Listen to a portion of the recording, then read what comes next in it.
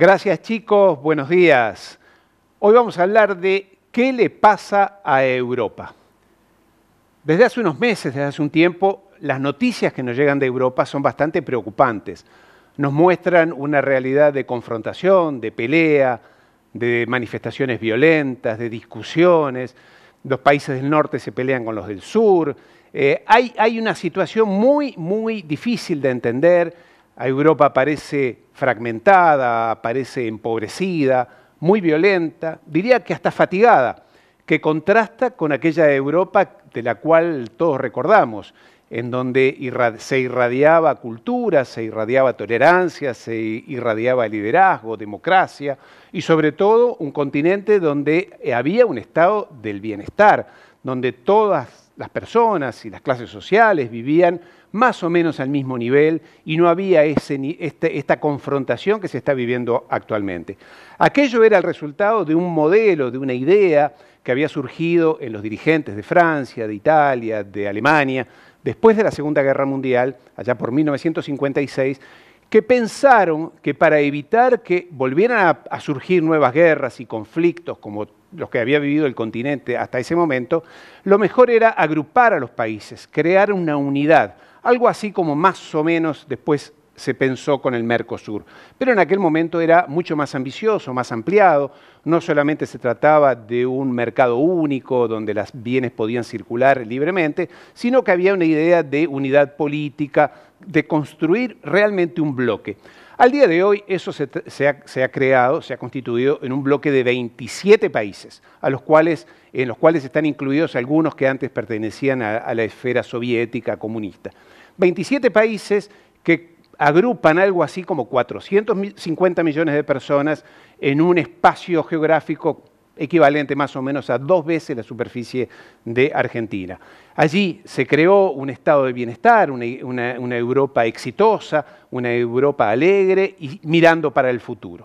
Pero ¿qué ha ocurrido? Hace unos 30 años más o menos se empezó a aplicar el modelo neoliberal, el mismo más o menos que se aplicaba en Argentina, con aquel de presidente Menem, de Cavallo, de apertura de la economía, de privatización, de importación masiva de productos, de arruinar a la industria y a las producciones nacionales, porque todo venía de afuera, todo era barato, la plata dulce, y en el caso de Europa dejó de fabricar productos, sus empresas se fueron a China, al norte de África, a diferentes países, y el continente se concentró casi exclusivamente en la especulación financiera, en la renta, y esto trajo aparejado lo que hoy vemos, que es obvio, que es desocupación masiva. Europa está entre un 15 y un 18% de desocupación, lo cual es enorme. En la precariedad laboral, o sea, las personas son despedidas fácilmente, no hay contratos de trabajo, la juventud no tiene futuro, los sueldos son realmente casi que de hambre. Hoy un empleado medio gana el sueldo básico, que es 1.300 euros, a usted le parecerá que es mucho dinero, pero le puedo asegurar que para Europa alcanza justo para vivir modestamente. Lo que ocurrió a continuación, y como es lógico, imaginable, es que los muy ricos hoy son más ricos, se han enriquecido muchísimo en Europa y el resto de la sociedad ha empezado a decaer y en algunos casos los trabajadores sobre todo han perdido poder de compra, la inflación les ha ganado y la clase media está tendiendo a desaparecer. Esto ha dado lugar a manifestaciones y es lo que vemos hoy en las noticias, convulsiones de todo tipo, enfrentamientos.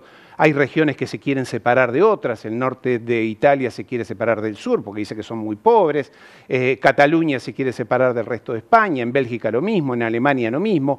Hay un estado de confrontación donde están todos contra todos y por todos los temas. Le doy un dato. El año pasado, solamente en Francia, fueron profanadas 1.000 iglesias. 1.000 iglesias solamente en Francia en un año. ¿Por qué?